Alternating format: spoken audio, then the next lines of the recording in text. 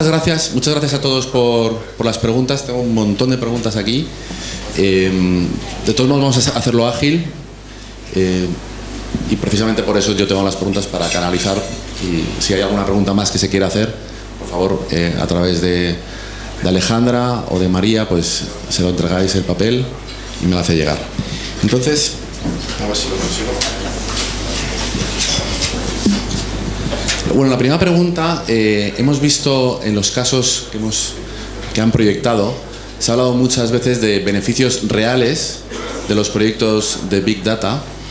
Creo que en la primera presentación de Ana, pues hablaba de un caso concreto, ¿no? Me parece de una empresa norteamericana con 90 millones de pacientes, si no recuerdo mal, y bueno, se cuantificaba, ¿no? Y hablaba de ese fenómeno que ocurre, ¿no?, en Estados Unidos, de cuantificar todo, pero la verdad es que luego realmente hay muchos beneficios intangibles, los famosos intangibles, que son resultados de estos proyectos que se llevan a cabo de Big Data, que no se pueden cuantificar, ¿no? Y que a veces se intenta, pero no se llega a lograr, pues, saber, pues, los resultados en la salud de muchas personas. Y me gustaría, bueno, ¿hasta qué punto esto es real? Es decir, ¿se puede llegar a medir absolutamente todo lo que tiene que ver con los resultados de Big Data? ¿Se puede medir, pues, todas esas mejoras de salud, todas esas curaciones u otro tipo de efectos que no me vienen a la cabeza, pero que también pueden darse? No sé, cualquiera de vosotros, si quieres. En primer lugar, Ana, lo has sacado. ¿Es medible todo? Sobre todo en un tema tan sui generis, ¿no?, como es la salud. Hombre, yo creo que no es todo medible, pero sí que a nosotros nos gusta enfocar nuestros proyectos de forma que por lo menos algo se pueda medir, ¿no? En el mundo de la analítica, al final tienes que demostrar que realmente estás aportando valor de alguna manera, y para eso, pues, hay que definir algunos parámetros que te permitan cómo puedes realmente, qué beneficios estás obteniendo. Por supuesto, hay beneficios tangibles que se pueden medir, como algunos de los que hemos puesto aquí, y muchos beneficios intangibles que no podremos medir, pero yo creo que el medir es importante en este tipo de proyectos, en la analítica en general, en todos los proyectos que hacemos en analítica en diferentes ámbitos, aplicados al fraude, aplicados al marketing, siempre intentamos medir. Yo creo que en el ámbito de salud también es importante medir, y yo creo que eso además ayuda a que las organizaciones se lancen a los proyectos, ¿no? Cuando hay medición de resultados, ¿no? Es importante. No sé qué opináis. A ver, César, yo por mi parte, lo que no se puede medir no se puede gestionar, y lo que no se puede gestionar no se puede mejorar, por lo cual lo que está claro es que hay que medir. En medición es muy importante hacerse la pregunta es ¿qué necesito medir? Realmente la pregunta es ¿qué necesito medir? Y no tiene sentido medir todo. De hecho, no tiene sentido medir el 90% de las cosas, sino tener muy claro dónde tienes que centrarte a medir. Y yo sinceramente creo que, no, como dice Ana, bien dice, no todo es medible, pero sí tenemos cada vez más capacidades con la tecnología y el volumen de datos que tenemos para acercarnos de forma indirecta a tener la evolución o un input que antes era imposible tener sobre ciertas cosas intangibles, difíciles de medir. Es decir, sí se puede tener una foto aproximada que antes era cero, no existía. Yo ahí estoy completamente de acuerdo con lo que comentáis. Es muy difícil medir todo, pero esto va en línea un poco con lo que hemos comentado. Es decir, Big Data no lo resuelve todo, ¿vale? Hay que hacer preguntas concretas para resolver ese caso de negocio, para resolver esa pregunta de negocio, y en la parte de la medición es exactamente igual. Es decir, qué queremos medir, y vamos a centrarnos en eso que queremos medir y cómo lo vamos a medir. Es fundamental. Bueno, hay muchas preguntas que tienen que ver con, creo que eras tú, Gonzalo, el que hablaba de cómo extraer fuentes de datos, creo que llaman no estructuradas, ¿no?, informal, que el 80% de los datos de sanidad vienen de esta manera tan sui generis.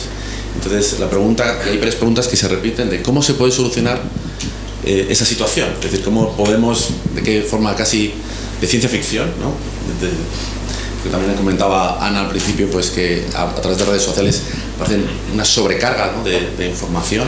Para cualquiera de los dos, ¿cómo se puede solucionar eso? Esa cantidad de fuentes de datos informales, de conversaciones que comentabas tú. ¿Cómo se puede al final dar forma y como si fuera un registro más? Eso.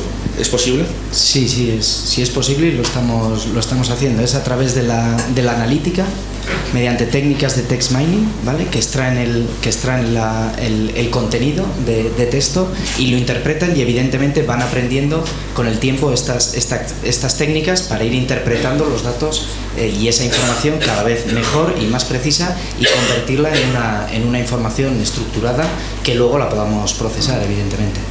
Sí, Ana quiere comentar algo. Sí, bueno, como comentaba, la tecnología lo permite. O sea, dentro de este Analytics Framework que hemos comentado, pues hay tecnologías específicas que nos permiten conectarnos pues a las redes sociales, extraer aquellos contenidos o palabras o topics que son interesantes para nosotros e incluir toda esa información en el ciclo del análisis de la información, donde como hemos comentado, la analítica de textos es una técnica pues que aparece como mucho más importante. Incluso podemos hacer todo esto un paso más allá en tiempo real, ¿no? Si habéis visto cuando he pintado un poco el Big Data, pues el Big Data normalmente implica también que empezamos a capturar la información en tiempo real. Ahí también hay tecnología que llamamos de gestión de eventos de procesos en tiempo real, que nos permite incluso estar monitorizando en tiempo real, en este caso, por ejemplo, la información de las redes sociales, y capturar esa información en tiempo real para poder incorporarla y hacer analítica también en tiempo real. O sea, desde el punto de vista de la tecnología está solucionado.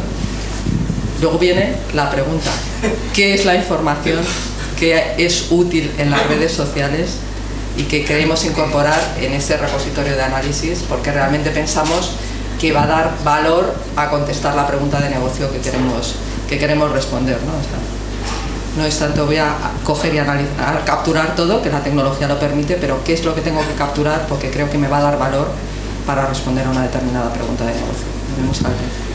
Muy bien, vamos a ir saltando preguntas diría yo, más técnicas, más de gestión, más de estrategia. Yo creo que lo hace más dinámico, de forma. Y una pregunta general, pero que creo que está en la cabeza de muchos de los que estamos aquí. Si yo tengo una arquitectura de Business Intelligence con un Data Warehouse basado en copos de nieve sobre datos estructurados, la pregunta es: ¿qué arquitectura sería necesaria para avanzar hacia Big Data? Mayores repositorios de datos, herramientas de análisis, etcétera. No sé qué pasa. ¿Es una tecnología madura con economías de escala? Yo creo que para cualquiera de los tres.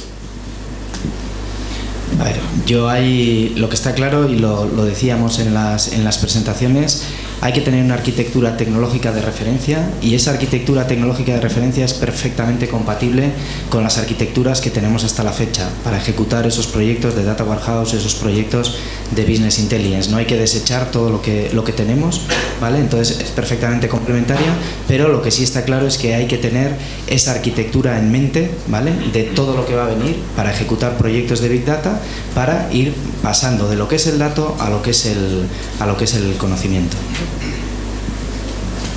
Sí, yo simplemente añadir que al final pues los data warehouse tradicionales que pueden haber en las organizaciones sanitarias, para este tipo de proyectos al final es una fuente de información más, ¿no? que vamos a utilizar y vamos a enriquecer con otras fuentes de análisis para empezar a hacer esa explotación más analítica y avanzada de los datos. Pero es algo que se pone por encima, no tenemos que tirar lo que ya hay, sino lo vamos a reaprovechar como una fuente de información muy valiosa para empezar a hacer este tipo de análisis. Bueno, ahora viene una ronda de preguntas sobre gestión sanitaria, y aquí dice: dirigida a los tres, en vuestra opinión, ¿por qué consideráis que los servicios de salud públicos y privados no terminan de dar ese paso adelante para integrar dentro de sus organizaciones el Big Data? ¿Cuáles son las principales barreras y cómo podemos ayudarles, dice, a superarlas a las empresas que están en el sector de la tecnología?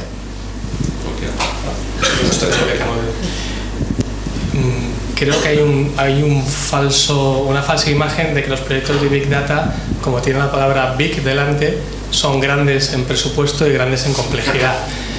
Sí, son empresas vastas, muy complicadas de hacer, por eso es importante contar con gente experta y aliarse con gente que te complemente en otras materias, pero sinceramente yo lo que animaría a las empresas es empezar por pilotos, el terrible piloto que todos hablamos, Pero empezar por pilotos, hacer quick wins, es decir, acciones rápidas que tengan un retorno claro y que sean muy acotadas en el tiempo y en el impacto, para que los comités de dirección vean realmente que esto tiene retorno. Y sobre todo, con los datos en la mano, creo que aquí, lo hemos comentado los tres, esto no es un tema de innovación por innovar o de hacer cosas que vendan, sino es un tema de productividad, eficiencia, retorno y en algunos casos de supervivencia. O sea, estamos hablando de organizaciones que tienen una supervivencia compleja con el modelo actual si no se vira o se cambia en ciertos modelos. Entonces, vamos, yo, más allá que la supervivencia como motivador, se me ocurren pocos. No sé. Totalmente de acuerdo.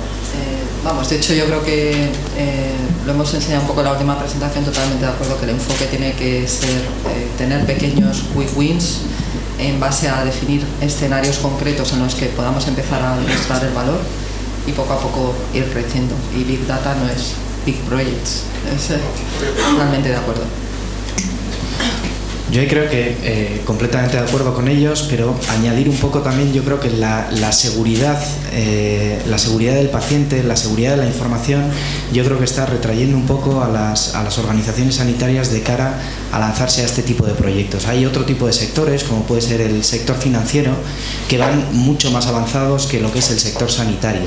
Y yo creo que tiene mucho que ver con esa protección de los datos del paciente, que nos da, digamos, ese miedo a dar el salto a compartir información entre direcciones, entre departamentos, entre organizaciones, ¿vale? Para poder sacar chispas a esos datos y obtener ese conocimiento. Creo que eso está siendo una barrera que hay que superar, que otros sectores ya lo han superado y que evidentemente en temas de Big Data y Analytics están por delante del sector sanitario.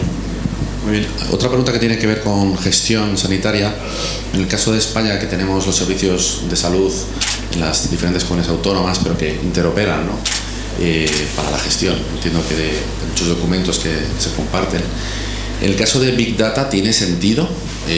Porque claro, cuando estamos hablando de una comunidad como Madrid, que a lo mejor tiene 7 millones de habitantes, por lo tanto de pacientes, ¿no?, del servicio madrileño, claro, para llegar quizá a esos niveles de ajuste fino, ¿no?, que tenía el caso que contaba Ana en Estados Unidos con casi 100 millones de personas, sería muy interesante que se compartieran los datos, claro, quizá como un paso segundo, tercero, como quieras decirlo. Entonces, ¿tiene sentido que esto se pueda, por así decir, montar proyectos de Big Data a nivel nacional, teniendo en cuenta que pues, la gestión es independiente, incluso compartiendo también, como decían, ¿no?, Gonzalo en su presentación, pues con los centros concertados, la sanidad privada? ¿Esto tiene sentido llegar o realmente pues tampoco va a aportar mucho valor pues esta compartición de datos? ¿Cuál es vuestra opinión? Cualquiera. A ver, yo creo que tiene un valor enorme el compartir esos datos. Evidentemente, cuanto mayor sea la muestra, mayor será el conocimiento que tenemos, y va un poco en línea de lo que hemos comentado. El ámbito, si el ámbito nos quedamos en nuestra región, los resultados serán de una visión, digamos, más pequeña que si ampliamos esos ámbitos de información. Y cuanto más amplios sean esos ámbitos de información, mejores resultados tendremos, más conocimiento tendremos y evidentemente se beneficiarán todas esas organizaciones. Ahora, sí que es verdad que está habiendo ahí una barrera en el tema de compartición de datos para ampliar ese espectro, no solo a nivel de comunidad autónoma, sino a nivel de país, incluso a nivel europeo. El dato es del paciente, por lo cual no tendría que haber ningún problema ahí. Esto es un tema político, claramente. Es decir, lo hemos vivido con la historia clínica. La historia clínica, cada comunidad autónoma tiene su historia clínica, de su proveedor distinto, se han hecho desarrollos, no hemos tenido una estrategia única como país. Bueno, yo ahí, perfecto. Yo personalmente creo que hay que tener altura de miras para que si el mejor, en mi opinión, el mejor sistema de crónicos es Crónicos Área de Osakidecha, pues que se coja y se traiga al resto de España. Si la mejor escuela de pacientes es la del SAS, el Servicio Andaluz de Salud, coger y mover eso a otros sitios. Pero eso ahora mismo es complicado porque es un tema de voluntad política. Aquí lo que sí pueden hacer los pacientes es ser activistas, es decir, reclamar su dato y moverlo donde ellos quieran, porque el dato es suyo. Por mucho que los públicos o los privados sigan diciendo que no, el dato lo tengo yo en mi silo. No, lo tienes en tu silo, pero es mío. Y yo decido qué se hace. Y cada vez yo creo que hay más conciencia y responsabilidad sobre el dato de salud y va a haber más activismo en ese sentido. Bueno, poco que añadir. Yo creo que el valor sería enorme y que aquí pues es un tema más pues, político de toma de decisión de compartir la información, ¿no? Como pasa en otros muchos ámbitos del sector público, ¿no? Hay una pregunta para César Alonso, exclusivamente, te la ponen a ti. Imagino para que te mojes, ¿no? Y la pregunta es, claro, puede ser sí o no, o no contesto, o te contesto en un gris matizado. La pregunta es, ¿hay talento directivo en el servicio sanitario que sería capaz de liderar la transformación hacia una gestión proactiva? ¿Es un excelente médico necesariamente un excelente gestor? Es la pregunta del millón, ¿no? Del billón. Creo que sí hay talento en España, hay mucho talento en muchos ámbitos. Uno es en tema de salud digital, telemedicina y health, somos unas primeras potencias mundiales. Y en el tema de Big Data, hay zonas de España, lo hablábamos esta mañana, creo que la zona del País Vasco tiene un histórico de ingenierías y de procesos de cálculo bastante potente. Sí hay. Y en la pública yo he conocido personas con unas visiones muy innovadoras y con capacidad de asumir el riesgo y de salir de la zona de confort y hacer cosas nuevas. Los hay, no me acuerdo el nombre ahora mismo, pero por ejemplo en Ramón y Cajal aquí, ahora mismo en España hay una persona que está llevando todo el tema de Big Data y las cosas que han estado haciendo me parecen increíbles, siendo la pública, y estoy convencido que en España también. Yo he trabajado mucho con médicos que son excelentes en la práctica sanitaria y trabajo con muchos médicos que son gestores. Creo que al final esto es como los hemisferios cerebrales, ¿no? Puedes tener una parte más analítica o más intuitiva. El porcentaje está en un sitio o en otro. Que si existe el hombre perfecto como el cortesano del Renacimiento, que es la bomba en todo, que hace todo bien, pues existirá, pero yo reconozco que hay gente que es mucho mejor gestionando, son médicos que son muy buenos gestores sanitarios y luego hay otros que son muy buenos en la práctica clínica. Las dos cosas en excelencia al 100% me cuesta creerlo, pero por un tema de finitud del ser humano, no por una decisión oral. Las copas las pueden llenar hasta donde las pueden llenar, si supera rebasa. Bien respondido. Hay una pregunta para Gonzalo Vallejo. Hablabas que dos de los resultados son, uno, salvar la barrera de la anonimización, y el segundo, seguir manteniendo la confidencialidad del paciente. En los proyectos que se están realizando ahora, ¿cómo se gestionan estos retos, barreras? A ver, pues el tema de la anonimización, cada vez hay algoritmos más complejos para poder anonimizar los datos. Sí que es verdad que en la medida que avanzan los algoritmos también avanza lo que comentábamos antes, ¿no? El tema de la fiabilidad, también avanza el hacking y algoritmos para poder desanonimizar esos datos, pero sí que es verdad que hoy los niveles de anonimización que tenemos para ejecutar los proyectos yo creo que son más que suficientes. Ahora es una técnica evidentemente que tendrá que seguir creciendo porque el hacking está ahí y la seguridad del paciente y los datos pues es un tema y uno de los retos que tiene por delante Big Data y que lo hemos comentado. A nivel de la seguridad del paciente, los datos son del paciente, evidentemente, ¿vale? Y hay que tener mucho cuidado pues, en esa compartición de datos, en esos proyectos globales donde van datos de pacientes, pero que tiene que ver con la anonimización. En la medida que hagamos una anonimización segura, pues garantizaremos la seguridad del paciente. Otra pregunta, cambiando un poco de tercio, sobre el impacto del Big Data en la industria farma. Que esto está siendo una auténtica revolución, ¿no? Lo ha comentado César, pero la pregunta es para cualquiera, ¿no? Vosotros, claro, esto, si uno hace un poco de predicción y saca la bola de cristal, dice 10 años, esto no va a tener nada que ver con todo esto que hemos visto, ¿no? Entonces, bajo vuestro punto de vista, vuestro prisma, cualquiera de vosotros, ¿qué beneficios o qué oportunidades van a darse de manera impactante dentro de esta industria farmacéutica con esta tecnología? ¿Cuál es vuestra opinión, la de cualquiera? En el mundo de la farma se está moviendo, las cosas se están moviendo. De hecho, las farmas han hecho algo que era increíble hasta ahora, es decir, algunas farmas han llegado a acuerdos en las que comparten datos de sus ensayos clínicos y gracias a eso han descubierto que un medicamento para la depresión es válido para otra patología crónica o grave.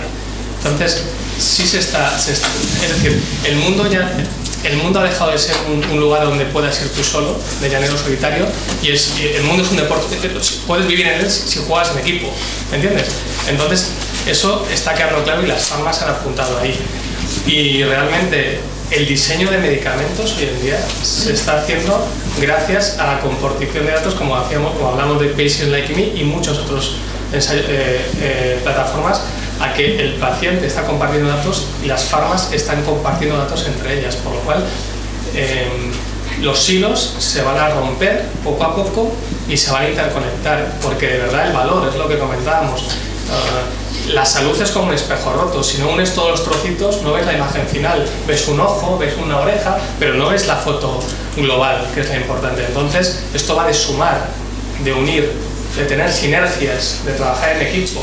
Si no, es tan grande el monstruo que tienes enfrente, el problema que tenemos como modelo sanitario, que va a ser muy complicado de solventar.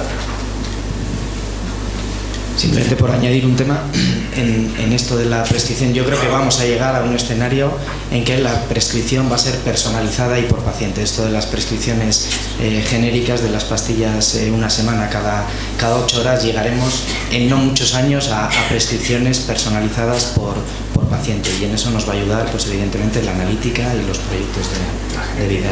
La genética electrónica. Bien, ya un par de preguntas y terminamos porque es la hora. Tanto para Ana como para Gonzalo, habéis hablado de casos que se han llevado a cabo, pero todos fuera de España. ¿Tenéis ya ejemplos en nuestro país? Realmente, porque parece que tenemos la voluntad, tenemos los expertos, aunque van a escasear, según comentaba César. ¿Qué pasa aquí? Bueno, hay casos realmente que se hayan hecho aquí, podéis comentar vosotros, tanto Ana como Gonzalo. Bueno, pues yo creo que empieza a haber casos. En SAS realmente el sector sanitario y los hospitales son clientes nuestros desde hace muchísimos años, desde hace 20 años, muchos de ellos, pero sobre todo la analítica se ha aplicado en los departamentos de investigación, ¿vale? Es un poco por donde ha empezado a aplicarse este tipo de técnicas y clientes que puedo nombrar, el Instituto de Salud Carlos III es un cliente nuestro de muchísimos años y está utilizando la analítica, pero más en el ámbito de la investigación. El 12 de octubre en su unidad de investigación también es un cliente de SAS de hace muchísimos años. El pasar más a la aplicación de la analítica en los ámbitos que hemos comentado, más de la analítica en el ámbito clínico, etcétera, pues también tenemos algún ejemplo que puedo nombrar. Por ejemplo, el Hospital de la Fe es un cliente que está utilizando SAS desde hace algunos años en el ámbito del análisis de la información de los pacientes crónicos. Y luego, pues lo que sí que estamos teniendo es mucho de estos pilotos que comentaba César, de hospitales que están empezando a experimentar en ciertos ámbitos con la analítica. Estos, los puedo nombrar menos porque está todavía en ámbito piloto, pero sí que estamos trabajando con varios hospitales en empezar en un escenario determinado. Por ejemplo, comentabas el tema del análisis de los tratamientos en el ámbito del cáncer y cómo la analítica puede ayudar a analizar los resultados de los tratamientos en los pacientes. Eso es uno de los ejemplos de algún piloto que estamos trabajando con algún hospital de la Comunidad de Madrid. Y más pilotos, pero están todavía en el ámbito de la analítica clínica, más en entorno de piloto, excepto el Hospital de la Fe, que va un poco más adelantado. Nosotros los proyectos que hemos planteado los estamos trabajando en 2 comunidades autónomas concretamente, y son pilotos reales, ¿vale? Y que tienen resultados, pero que tocan tierra y están aquí. Vamos a terminar porque ya es la hora. Quería daros las gracias a los 3 porque la verdad ha sido muy interesante. Yo me he quedado con muchas ideas para hacer nuevas jornadas que vamos a tener en el futuro y esperamos contar con vosotros. Muchísimas gracias a los 3, a Gonzalo, a César, a Ana y a todos por venir. Ahora tenemos un café. Gracias por supuesto a todos los que habéis venido, por supuesto, ya eso por descontado.